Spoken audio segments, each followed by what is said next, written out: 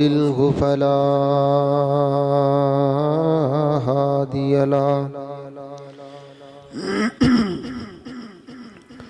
أشهد أن لا إله إلا الله وحده لا شريك له وأشهد أن محمدًا عبده ورسوله اللهم صل على محمد وعلى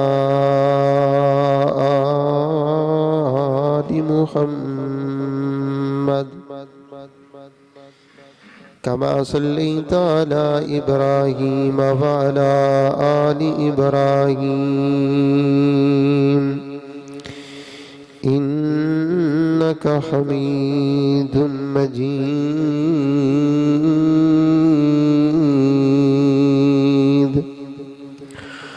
اللهم بارك على محمد وعلى آل محمد كما باركت على إبراهيم وعلى آل إبراهيم إنك حميد مجيد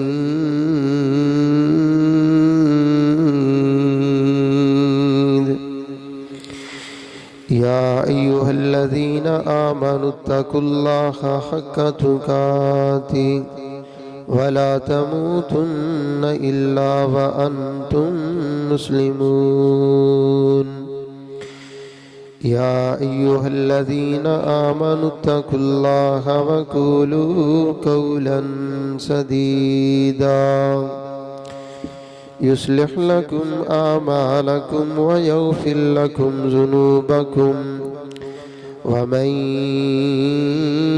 يطع الله ورسوله فقد فاز فوزا عظيما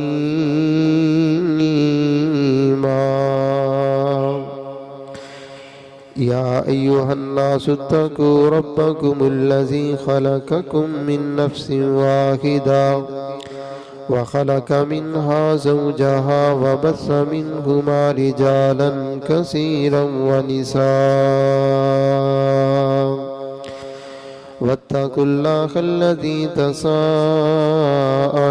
به والأرحام إن الله كان عليكم رقيبا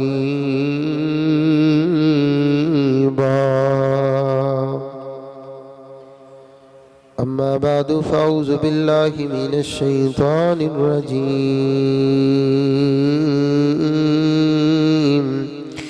بسم الله الرحمن الرحيم إنما المؤمنون إخوة فأصلحوا بين أخويكم واتقوا الله لعلكم ترحمون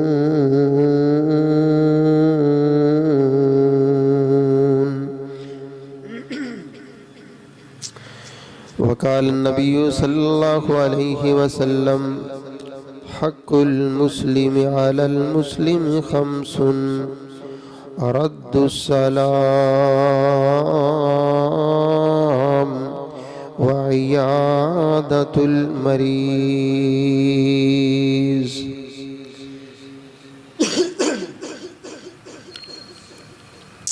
نہایت ہی مختصر حمد و ثنا کے بعد درود و سلام سید الاولین والآخرین امام الانبیاء والمرسلین امام اعظم قائد اعظم امام الانبیاء نیر بطحا زینت کعبہ جناب محمد رسول اللہ صلی اللہ علیہ وآلہ وسلم کی ذات ببرکات پر ہو۔ مسلمانوں کا آپس میں گہرا تعلق اس قدر ہے کہ اللہ تعالیٰ نے ایک مسلمان کو دوسرے مسلمان کا بھائی قرار دیا ہے۔ اور اس اخوت اور اس تعلق کے اللہ تعالیٰ نے کچھ حقوق بیان کیے ہیں۔ ایک حدیث میں رسول اللہ صلی اللہ علیہ وسلم نے فرمایا کہ مسلمان کے مسلمان پر 6 حق ہیں، اور دوسری حدیث میں فرمایا کہ مسلمان کے مسلمان پر 5 حق ہیں۔ باقی ساری چیزیں وہ ہیں جن کے اندر 6 ہے، ان میں اضافہ صرف اس چیز کا ہے کہ جب مسلمان کو نصیحت طلب کرے تو اس کو اچھی نصیحت کرے، یہ 6 حق ہے۔ باقی حقوق سارے وہ ہیں، سلام کہنا، مریض کی تیمارداری کرنا، نماز جنازہ پڑھنا، اور جب وہ الحمدللہ کہے چھینک لے کے یرحمک اللہ کہنا، اور جب دعوت دے اس کی دعوت کو قبول کرنا۔ تو مسلمان کا یہ مسلمان پر حق ہے کہ جب وہ بیمار ہو جائے جا کے اس کی عیادت کرے، بیمار پرسی کرے۔ عیادت کرنا، بیمار پرسی کرنا، یہ مسلمان کا مسلمان پر حق ہے، مسلمان پر واجب اور ضروری ہے، کیونکہ صحت اور بیماری یہ زندگی کا حصہ ہے۔ کوئی انسان ایسا نہیں جس کی پوری زندگی میں کبھی کوئی بیماری نہ ہو، اور کوئی انسان ایسا نہیں جو کہے کہ جب سے میں پیدا ہوا ہوں آج تک بیماری ہوں۔ صحت اور زندگی، بیماری یہ زندگی کے اندر آنے جانے والی چیزیں، تو جب بندہ بیمار ہوتا ہے تو اس کو دوسرے کی مدد، دوسرے کی ضرورت ہوتی ہے، اور وہ بندہ محتاج بن جاتا ہے۔ اس لیے فرمایا کہ اپنے اس بھائی کی مدد کرنا یہ تمہارے اوپر حق ہے، لازم اور واجب ہے۔ اس کے بڑے فائدے ہیں۔ جب بندہ کسی بیمار کی عیادت کرتا ہے تو اس کے بے شمار فائدے ہیں۔ ایک فائدہ تو یہ ہوتا ہے کہ مریض کی دلجوئی ہوتی ہے، وہ خوش ہوتا ہے میری عیادت کے لیے کوئی آیا۔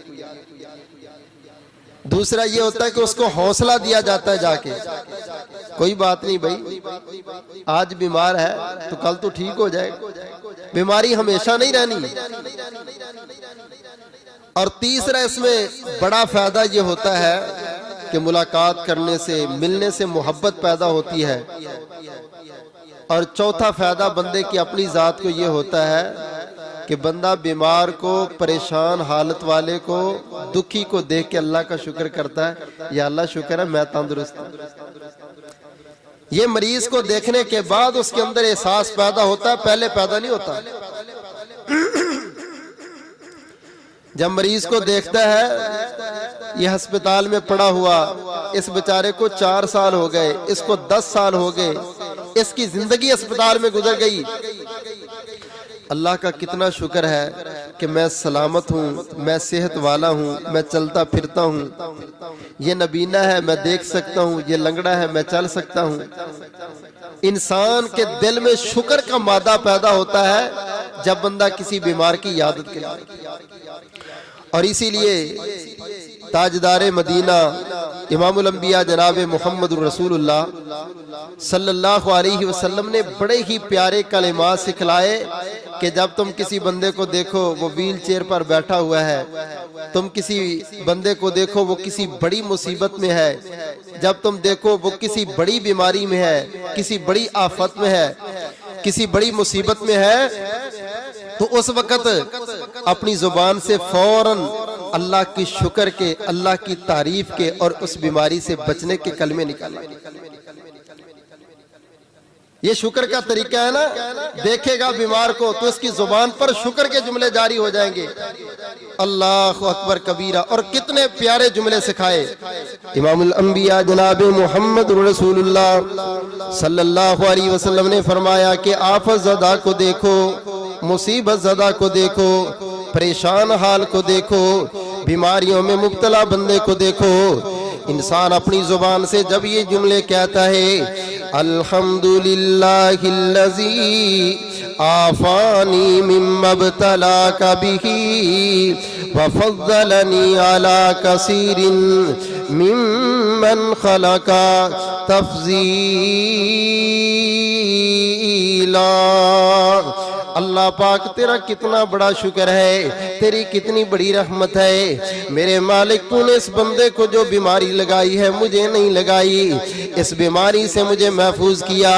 اللہ مجھے کائنات کے بہت سارے لوگوں میں سے تو نے اچھا بنایا، فضیلت میں اعلیٰ بنایا، درجے میں اعلیٰ بنایا۔ امام الانبیاء جناب محمد الرسول اللہ صلی اللہ علیہ وسلم نے فرمایا، جب کسی کو مصیبت میں دیکھو، پریشانی میں دیکھو، دکھوں میں دیکھو، بڑی آفت میں دیکھو، اپنی زبان سے یہ جملے کہہ کے اللہ کا شکر ادا کیا کرو، الحمدللہ الذی عافانی مما ابتلاک بہ وفضلنی علی کثیر ممن خلق تفضیلا۔ اللہ تیرا کتنا بڑا احسان اور شکر ہے میرے مالک، تو نے مجھے بچا لیا، اس مصیبت سے بچانے والا تو ہے، بیماریاں لگانے والا تو ہے، عافیتیں دینے والا تو ہے۔ بندے کا تعلق اللہ سے بڑھے گا، بندے کے نظریے اور عقیدے کے اندر مالک کا تقرب حاصل ہوگا، اللہ پاک سے رابطہ اور تعلق کے اندر مضبوطی پیدا ہو جائے گی۔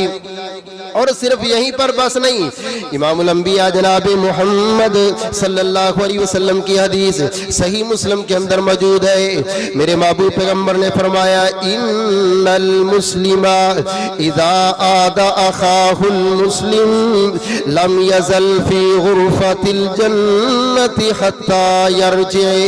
میرے صحابہ، جب تک کوئی مسلمان بندہ کسی مسلمان کی عیادت کے لیے جاتا ہے، بیمار پرسی کے لیے جاتا ہے، اس کی حالت کا پتہ لینے کے لیے جاتا ہے، میرے محبوب نے فرمایا، کائنات والو، جب تک یہ مومن بندہ اس بیمار کے پاس بیٹھا رہتا ہے، تاجدار مدینہ صلی اللہ علیہ وسلم نے فرمایا، لم یزل فی غرفۃ الجنۃ، غرفۃ الجنۃ، غرفۃ الجنۃ، جنت کی کیاریاں، جنت کے باغات، جنت کی خوشبوئیں، جنت کے پھل ہیں۔ دنیا والوں، بیٹھا تو مریض کے پاس ہے، بیٹھا تو اپنے پڑوسی کے پاس ہے، بیٹھا تو اپنے رشتہ دار کے پاس ہے، مگر اللہ پاک کو بیماروں کے پاس جانا اتنا پسند ہے، اللہ پاک کو مریضوں کی عیادت اتنی پسند ہے، اللہ پاک کو مریض کے پاس جانے والا بندہ اتنا پسند ہے۔ میرے محبوب نے فرمایا، کائنات والوں، یہ بندہ مریض کے پاس نہیں، بلکہ میرے محبوب نے فرمایا، سن لو، یہ بندہ تو جنت کی کیاریوں میں بیٹھا رہتا ہے۔ جب تک مریض کے پاس بیٹھے گا، جنت کے پھلوں میں بیٹھا ہے، جنت کی کیاریوں میں بیٹھا ہے۔ اور مریض کے پاس بیٹھنا معمولی عمل نہیں، اللہ اس بندے کو اتنا پسند کرتے ہیں کہ اس جگہ کو اللہ جنت کے اندر بیٹھنے کے مترادف قرار دیتا ہے۔ اللہ ہمیں مریضوں کی عیادت کرنے کی توفیق عطا فرمائے۔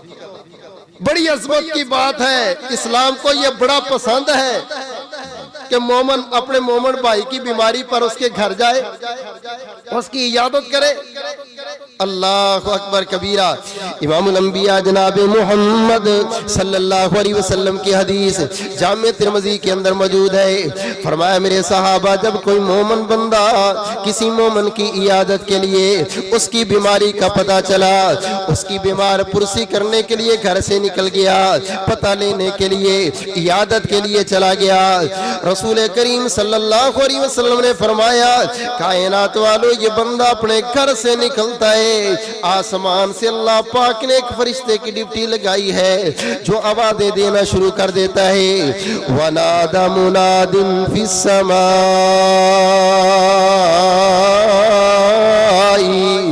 آسمان سے فرشتہ ایک آواز دیتا ہے، وہ کہتا، عزیز کالونی میں چلنے والے، اپنے گھر سے نکلنے والے، او سرگودے کے باسیوں سن لو، اپنے گھر سے تو نکلے گا، فرشتہ آسمان سے آوازیں دے کے کہتا ہے، اللہ کے بندے تیرا چلنا مبارک ہو، اللہ کے بندے تیرا قدم اٹھانا مبارک ہو، اللہ کے بندے تیرے اس راستے میں جانا مبارک ہو، تو مریض کی عیادت کے لیے چلا ہے، مریض کی خیر خبر لینے کے لیے چلا چلا ہے. اللہ اکبر کبیرہ. وَتَبَوَّأْتَ مِنَ الْجَنَّةِ مَنْزِلًا. فرشتہ کہتا ہے تیرا چلنا مبارک, قدموں کا اٹھنا مبارک, اس راستے پہ جانا مبارک. وَتَبَوَّأْتَ مَنْزِلًا. تو نے ایسی پیاری جگہ کو پکڑا ہے, تو ایسی جگہ پر پہنچنے لگا ہے. وَتَبَوَّأْتَ مِنَ الْجَنَّةِ مَنْزِلًا. اللہ کے بندے یہ تیرا جانا اللہ کو اتنا پسند ہے کہ تو ایسا کام کر رہا ہے جس کی وجہ سے تو نے جنت میں اپنا گھر بنوا لیا. دنیا میں مریض کی عیادت کے لیے جا رہا ہے, اللہ فرماتے جب تک بیٹھے گا جنت کی کیاریوں میں بیٹھے گا, آسمان پہ فرشتہ آوازیں دے دے کے کہتا ہے او گھر سے نکلنے والے تو عامی بندہ نہیں ہے, تو بڑا عظیم ہے, تیرا چلنا بڑا عظیم ہے, تیرے قدم بڑے عظیم ہیں, اور تو ایسا عمل کر رہا ہے جس کی وجہ سے تو نے اپنا گھر جنت کے اندر بنا لیا. اللہ اکبر کبیرہ. عظمت دیکھو, مریض کی عیادت کرنی ہے. ہمارے نزدیک عمل کتنا چھوٹا ہے, لیکن اللہ اس عمل کو کتنا بڑا عمل سمجھتا ہے. مسلمان کی سینے میں محبت کو لے کے, پیار کو لے کے یہ گھر سے نکلتا, فرشتہ اس کو مبارکیں دے رہا ہے. یہیں پر بس نہیں, امام الانبیاء جناب محمد رسول اللہ صلی اللہ علیہ وسلم کی صحیح حدیث جامع ترمذی کے اندر موجود ہے. میرے محبوب پیغمبر نے فرمایا ما من مسلم یعود مسلما غدوة الا صلی علیہ 70,000 ملک حتی یمسیا. کائنات والو, جب کوئی بندہ کسی مریض کی عیادت کے لیے صبح صبح اپنے گھر سے نکلتا ہے, یہ جا کے مریض کی عیادت کر کے واپس آ جاتا ہے, یہ تو واپس آ گیا, 70,000 فرشتے کو اللہ نے مقرر کر دیا. میرے بندے نے صبح مریض کی عیادت کی تھی, 70,000 فرشتہ صبح سے لے کے شام تک اس بندے کے لیے دعائیں ہی کرتا رہتا ہے. 70,000 فرشتہ اللہ سے ڈیوٹی پر لگا دیتا ہے اس کے پروٹوکول میں, اس کے لیے دعائیں کرنے میں, جس بندے نے صبح صبح مریض کی جا کر کے عیادت کر. اللہ اکبر کبیر. اور اگر شام کو کر لیتا ہے تو 70,000 فرشتہ صبح تک اس کے لیے دعائیں کرتا رہتا ہے. ہم نے کسی نیک بندے سے دعا لینی ہو تو بندہ کتنے جتن کرتا ہے, یہ خدمت کر لو, وہ کام کر لو, یہ کام کر لو تاکہ دعا مل جائے. وہ بندوں کی دعا ہے, اس بندے کی عظمت کا کیا عالم ہے جس کے لیے 70,000 فرشتہ میرے رب نے لگا دیا دعائیں کرنے. اللہ نے ڈیوٹی لگا دی, یہ مجھے اتنا پسند ہے, یہ مجھے اتنا پیارا ہے, یہ اپنے مومن بھائی کی عیادت کے لیے جا رہا ہے, اپنے پڑوسی میں بیمار کی عیادت کے لیے جا رہا ہے, اپنے محلے میں کسی مریض کی عیادت کے لیے جا رہا ہے. اور اس کو یہ نہ سمجھا کرو میں فارغ ہوں, میں ویلا ہوں, جناب جو بیمار ہوں میں نے اس کی عیادت کے لیے جانا ہے, کوئی میری عیادت کے لیے آئے گا تو تب میں جاؤں گا. نہیں, اللہ کی قسم یہ عمل اتنا عظیم ہے, اس عمل میں دنیا والوں کے مقابلے نہ کیا کر, بلکہ اپنے رب کو راضی کرنے کے لیے دیکھ تو کتنی عظمت والا بن جائے گا جس دن تو کسی مریض کی عیادت کی. جب تک بیٹھے گا جنت کی کیاریوں میں, جب گھر سے نکلے گا فرشتے کی بشارتیں اور دعائیں لے گا, اور جب عیادت کر کے گھر میں واپس آئے گا تو اس وقت سے فرشتے 70,000 شام تک اس کے لیے دعائیں کرتے. اللہ ہم سب کو یہ فضیلت نصیب فرما دے. اللہ اکبر کبیرہ. مومن مسلمان کا مومن پر حق کیا ہے کہ اس کی عیادت کرے, اس کی بیمار پرسی کرے. اگر اس کی بیمار پرسی نہیں نہ کرتا, اس کی عیادت نہیں کرتا تو اللہ ناراض ہو جاتا ہے.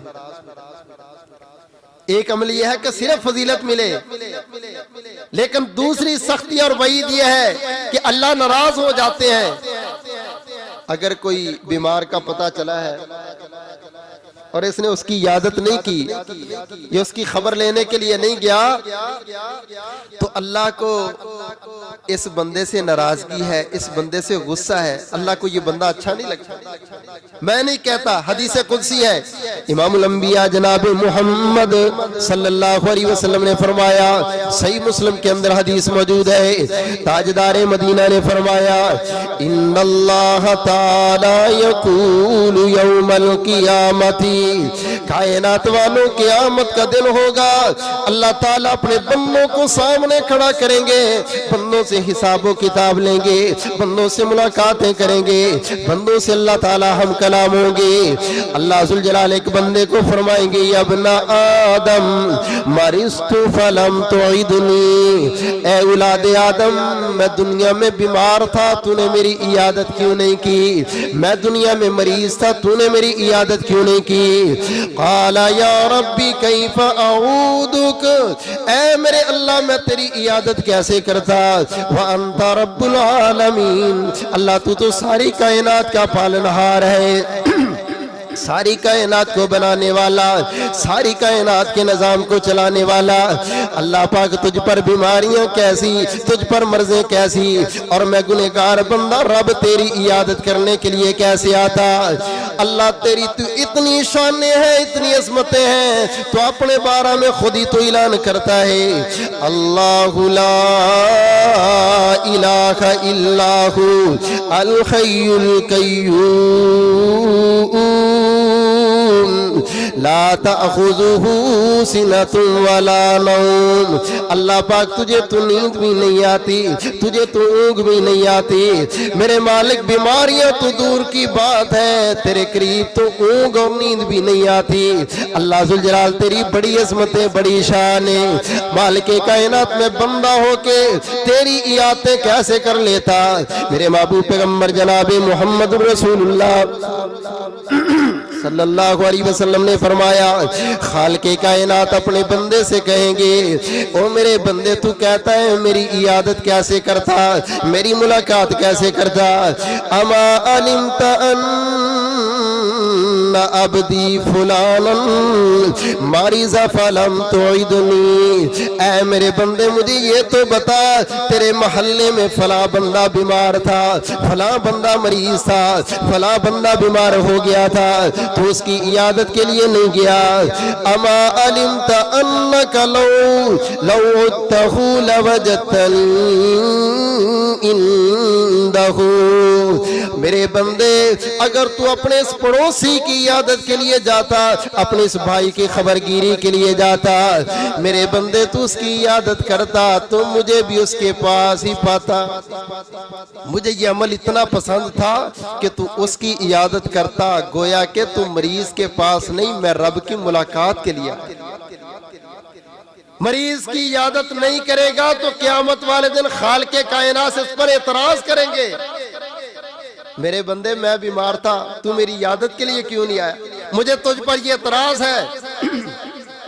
اللہ اکبر کبیرہ، اللہ کو کتنا پسند ہے یہ عمل، مریض کی عیادت کرنا، مریض کے پاس جانا، اس کی خبر گیر کرنا، اس کے لیے حوصلہ افزائی کرنا، خیر کی بات کہنا۔ امام الانبیاء جناب محمد صلی اللہ علیہ وسلم آپ مریضوں کی عیادت کرتے، مسلمانوں کی بھی کرتے، بچوں کی بھی کرتے، بوڑھوں کی بھی کرتے، عورتوں کی بھی کرتے۔ آپ صلی اللہ علیہ وسلم اپنے تو اپنے بیگانے مشرکوں کی اور یہودیوں کے گھروں میں جا کے ان کی بھی عیادت کرتے۔ میرے نزدیک عیادت کس کی ہے؟ جو میرے گھر میں آتا ہے۔ یہ ہمارے بیمار ہونے پر نہیں آیا، ہم کیوں جائیں؟ رسول اللہ صلی اللہ علیہ وسلم تو مشرکوں کے گھر میں، یہودیوں کے گھر میں، وہ سب سے بڑا دشمن یہودی ہے نا، اس کے گھر میں بھی عیادت کے لیے جائے۔ ماں عائشہ رضی اللہ تعالیٰ عنہ فرماتی، میں تمہیں بتاتی ہوں کہ تاجدار مدینہ عیادت کرتے کیسے تھے، اور عیادت کا سنت طریقہ بھی سمجھ رہے ہیں۔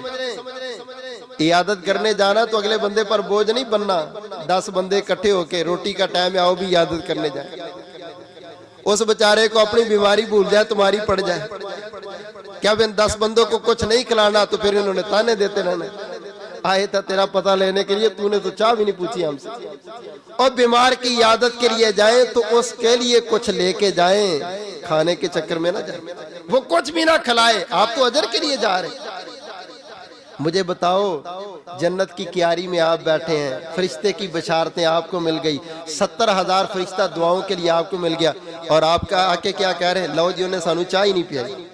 اللہ کے بندے کتنا بڑا نیکیوں والا عمل تھا، ایک چائے کے کپ پر تو نے سب کچھ برباد کر دیا۔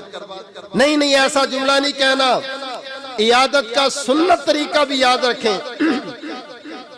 اللہ اکبر کبیرہ۔ مسنون طریقہ کیا ہے عیادت کرنے کا؟ شرعی طریقہ کیا ہے؟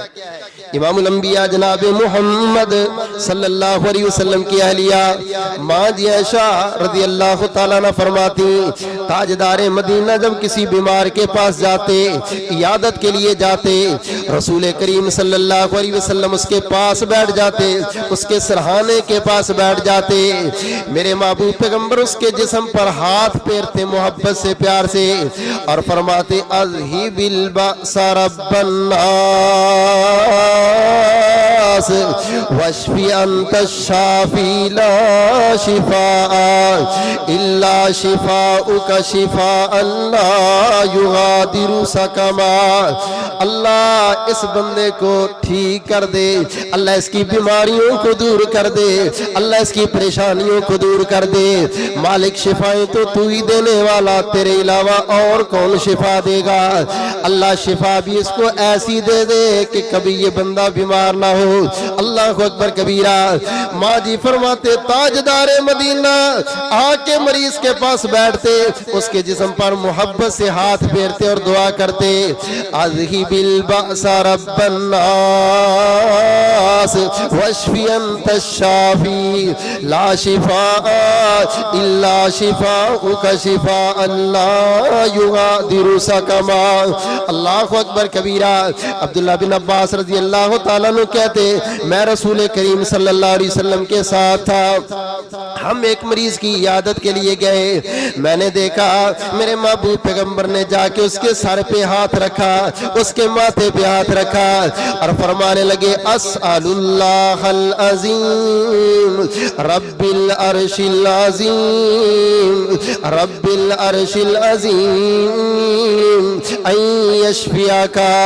تاجدار مدینہ صلی اللہ علیہ وسلم نے اس کے چہرے پر ہاتھ رکھا، اس کے ماتھے پہ ہاتھ رکھا اور 7 دفعہ یہ دعا پڑھی اور فرمایا عبداللہ بن عباس سن لو، جو بندہ بھی کسی مریض کے پاس آتا ہے اور آ کے 7 دفعہ یہ دعا پڑھ لیتا ہے، دعا بھی بڑی مختصر سی ہے، اسأل اللہ العظیم رب العرش العظیم ان یشفیک۔ عبداللہ بن عباس جو بندہ 7 مرتبہ مریض کے پاس اس دعا کو پڑھ کے دم کر دیتا ہے، موت کے علاوہ اللہ ہر بیماری سے محفوظ کر لیتے ہیں۔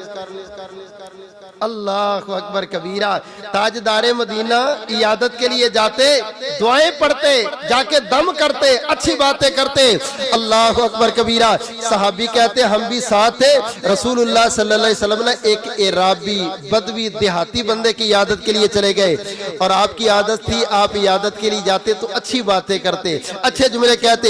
رسول کریم صلی اللہ علیہ وسلم اس کی عیادت فرما رہے ہیں اور ساتھ فرمانے لگے، اس بندے کو دیکھ یہ بچارہ بخار کی وجہ سے ہائے ہائے کی آوازیں نکال رہا ہے۔ فرمایا لا بأس طہور انشاءاللہ، کوئی بات نہیں بھائی، صبر کر صبر کر، یہ بخار تو تیری بیماری کو بھی ختم کر دے گا اور تیرے گناہوں کو بھی ختم کر دے گا، دھو دے گا گناہوں کو۔ اللہ اکبر کبیرہ۔ یہ بچارہ بوڑھا بندہ تھا بھی عرابی اور بدوی، اس کو بخار بھی زیادہ چڑھا ہوا تھا تو غصہ بھی اس کو زیادہ چڑھ گیا۔ کہتا لو جی لو، آپ کہہ رہے لا باس طہور انشاءاللہ، کوئی بات نہیں ٹھیک ہو جاؤ گے، ٹھیک ہونے والی کون سی بات ہے؟ کلا بل ہم کثیر، مجھے تو بخار بہت زیادہ چڑھ گیا ہے، اتنا بخار ہے بل ہم تفور، جس طرح آگ پھٹک رہی ہوتی ہے نا اور آگ تندور سے نکلتی ہے، شعلے نکلے، میرا بخار تو اس طرح بڑھتا ہی جا رہا ہے۔ اللہ شیخن کبیر، اس بخار نے تو لگتا ہے مجھے بوڑھا کر دینا ہے، تو زیدہ القبور، اور ایسے لگتا ہے کہ یہ بخار تو مجھے قبروں میں ہی لے جائے، مار کے چھوڑے گا، مجھے ایسے نہیں چھوڑتا۔ رسول اللہ صلی اللہ علیہ وسلم اس کو کیا فرما رہے ہیں؟ لا باس طہور انشاءاللہ، اللہ ٹھیک کر دے گا، ٹھیک ہو جائے گی. اور یہ آگے سے کیا کہتا ہے؟ آپ کہہ رہے ٹھیک ہو جائے گا، بخار تیز ہوتا جا رہا ہے، بوڑھا مجھے کرتا جا رہا ہے اور قبروں میں لے جا کر کے چھوڑے گا. رسول اللہ صلی اللہ علیہ وسلم نے سنا، فرمایا اچھا فَنَعَمْ اِذَنْ، اگر تو ایسے کہتا ہے تو چلو پھر ایسے ہی ہوگا. اتنی بات صرف کی، اس کو آگے سے یہ نہیں کہا ایسے جملے نہ بولو، ایسی باتیں نہ کرو، غلط کہہ رہے ہو. صحابہ کہتے ہیں محبوب نے ایسے کہہ دیا کہ پھر ایسے کہتا ہے تو ایسے ہی ہوگا. ویسے ہی ہوا. اگلے دن صبح صبح یہ بابا فوت ہو. بیمار بندہ جو ہے نا، اس کو چاہیے کہ اپنے اوپر کنٹرول کرے، منہ سے کوئی ایسی باتیں نہ نکالے. مریض صبر کرنا چاہیے مرض کے اندر، اور اگر مریض ایسی ویسی باتیں کرے تو اس سے بحث نہیں کرنی. تاجدار مدینہ نے اس سے بحث نہیں کی تو ہمیں بھی اس سے بحث نہیں کرنی. اگر جاہل اپنی جہالت کی وجہ سے کوئی جملے کہہ رہا ہے تو تمہیں یہ چاہیے تب بھی چپ کر جاؤ، پی جاؤ، اس کو آگے سے جواب نہ دو. اس لیے فرمایا نا لَكِّنُوا مَوْتَاكُمْ لَا إِلَهَ إِلَّا اللَّهِ، جو فوت ہونے لگے نا تو اس کے پاس تم کلمہ پڑھا کرو لا الہ الا اللہ. اس کو یہ نہیں کہنا کہ تو پڑھ، بس اس کے پاس پڑھو. ایسا نہ ہو بیماری کی وجہ سے، پریشانی کی وجہ سے وہ یہ کہہ دے کہ میں نہیں اس کو مانتا یا میں نہیں پڑھتا. تم اس کے پاس پڑھنا شروع کر دو تاکہ تم سے سن کے اس کی زبان پر بھی یہ کلمہ جاری. اللہ اکبر کبیرہ. رسول اللہ صلی اللہ علیہ وسلم نے عیادت کا مسنون طریقہ کیا بتایا؟ آپ جائیں اس کے پاس بیٹھے اور اس کو دم کریں. ویسے میں نے بڑی حدیثیں پڑھی ہیں عیادت والی، مجھے کوئی ایک حدیث بھی نظر نہیں آئی کہ جس کے اندر صحابہ گھر میں گئے عیادت کے لیے اور انہوں نے پروٹوکول سے کھانے پکا کے آگے رکھے. جو ہمارے نظریات ہوتے ہیں. اللہ اکبر کبیرہ. اجر اس کا بڑا ہے، ثواب اس کا بڑا ہے.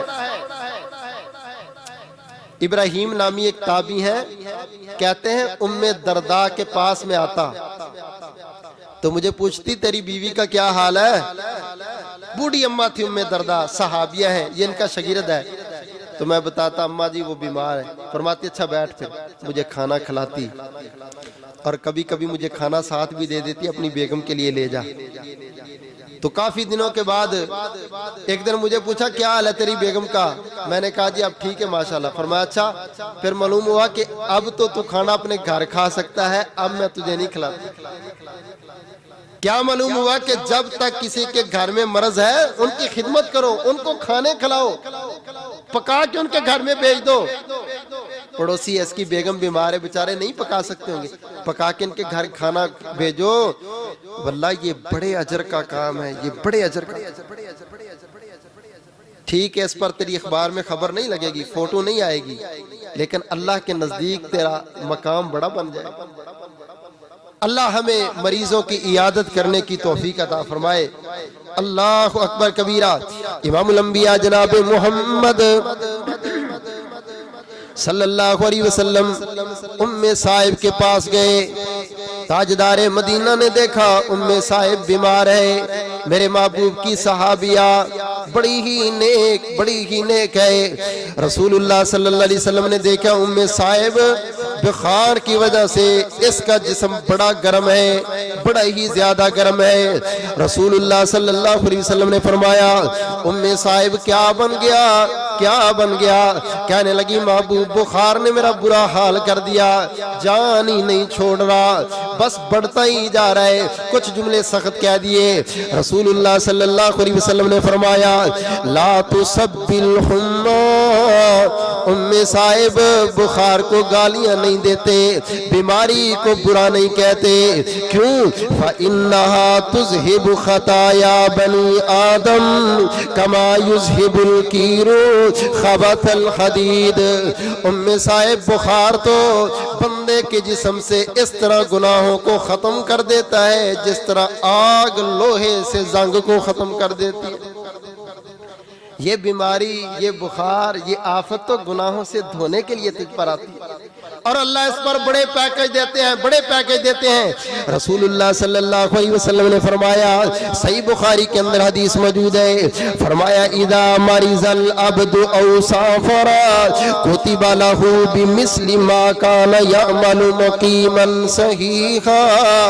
اے میرے صحابہ، جب کوئی بندہ بیمار ہو جاتا ہے یا مسافر ہو جاتا ہے، بیماری کے اندر بندے کی روٹین ٹوٹ گئی، اذکار کی روٹین، عبادات کی روٹین، نوافل کی روٹین، اللہ کے ذکر کی روٹین، قرآن کی تلاوت کی روٹین، بیماری کی وجہ سے اس طرح قرآن نہیں پڑھ سکا، نفلی روزے نہیں رکھ سکا، اللہ اللہ نہیں کر سکا، اذکار نہیں کر سکا، نوافل اور سنن نہیں پڑھ سکا، یا سفر کی وجہ سے اس بندے کی یہ چیزیں رہ گئی، اللہ تعالیٰ فرشتوں سے فرماتے ہو، فرشتوں میرا بندہ بیماری کی وجہ سے اپنی عبادت کی روٹین برقرار نہیں رکھ سکا، میرے فرشتوں بیماری تو میں نے لگائی ہے، میرا مریض بندہ یہ نفل نہیں پڑھے گا، تم اس کے نام اعمال میں اجر پھر بھی لکھنا، میرا بندہ قرآن نہیں پڑھ سکے گا، اس کے نام اعمال میں اجر پھر بھی لکھنا، میرا بندہ نفلی روزے نہیں رکھ سکے گا، اس کے نام اعمال میں ثواب پھر بھی لکھ دینا۔ اللہ اکبر کبیرہ۔ اللہ تعالیٰ مریض کو یہ پیکج دیتے ہیں بیماری کے اندر، بیماری کی وجہ سے جو نیکیاں نہیں کر سکا، اپنی صحت والی زندگی میں نیکیاں کرتا تھا، اللہ بیماری کی وجہ سے رہنے والی نیکیوں کا اجر پورے کا پورا دے دیتے۔ اللہ اپنے مومن بندے سے کتنا پیار کرتے ہیں، اللہ تعالیٰ اس کو نیکیوں میں محروم نہیں ہونے دیتے۔ اللہ اکبر کبیرہ۔ اس کا پیکج نیکیوں والا پورا چلتا رہتا ہے۔ اللہ کو مریض اتنا پسند ہے، اللہ کو بیمار اتنا پسند ہے، اس لیے بیمار سے دعا لیا کرو، بیمار کے پاس جا کے نا اس کو دعائیں دیا کرو اور اس سے دعا لیا کرو، وہ اللہ کی رحمت کے قریب ہوتا ہے۔ اس کو کہا کرو ہم آپ کے لیے دعا کر رہے ہیں، آپ نے بھی ہمارے لیے دعا کرنی ہے۔ اللہ اکبر کبیرہ۔ اچھا کسی کے اوپر بہت بڑی بیماری ہے، صرف پھر ہی نہیں جانا، چھوٹی بیماری پر بھی عیادت کے لیے جا سکتے ہیں۔ زید بن ارقم رضی اللہ تعالیٰ عنہ کہتے ہیں میری آنکھیں خراب ہو گئی، رسول اللہ صلی اللہ علیہ وسلم میری عیادت کے لیے آئے۔ پوچھا بھائی کیا بنا؟ میں نے کہا میری آنکھیں خراب ہو گئیں۔ فرمایا اچھا بھائی اللہ تعالیٰ تجھے صحت دے، اللہ تجھے صبر کرنے کی توفیق دے، اس پر صبر کرنا، انشاءاللہ اللہ اس کے بدلے میں تجھے جنت دے۔ خوش ہونے والی باتیں، اچھائی والی باتیں، اس کے پاس بیٹھ کے پیار محبت کی باتیں۔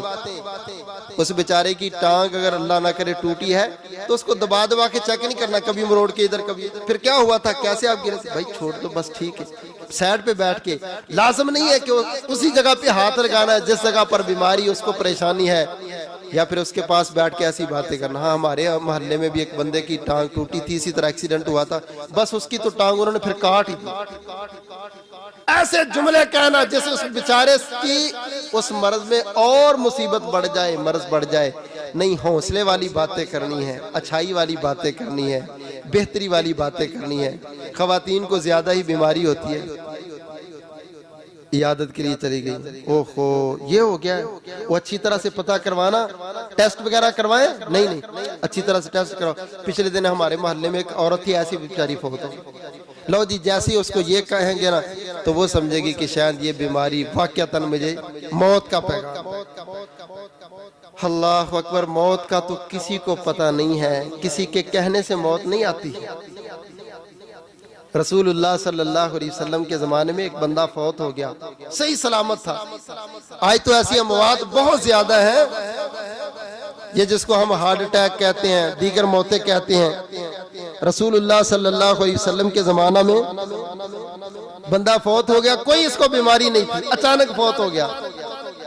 تو ایک صحابی کہنے لگا یہ کتنا خوش نصیب تھا، دیکھو جی نہ بیمار ہوا نہ چارپائی پہ پڑا، ویسے ہی فوت ہو گیا۔ آپ صلی اللہ علیہ وسلم کو پتہ چلا، فرمایا وہی حقا، وہ تیرے لیے تباہی ہو، یہ کیسے جملے تو کہہ رہا ہے؟ یہ جو بیماری ہے یہ تو گناہوں کو مٹانے کے لیے آتی ہے، یہ تو موت کی یاد دلانے کے لیے آتی ہے، یہ تو اللہ سے تعلق بنانے کے لیے آتی ہے۔ بیماری مصیبت آ جائے، اس بیماری مصیبت کو یہ سمجھنا کہ یہ میرے لیے موت کا پیغام لے کے آئی ہے، بیماری کے اندر اپنی وصیت لکھا کرو. ویسے تو صحت والی زندگی میں بھی لکھنی چاہیے، لیکن اگر بندہ بیمار ہو گیا تو یاد رکھو جیسے ہی بیماری آئی ہے فوراً پہلا کام یہ کرو کہ اپنی وصیت لکھو.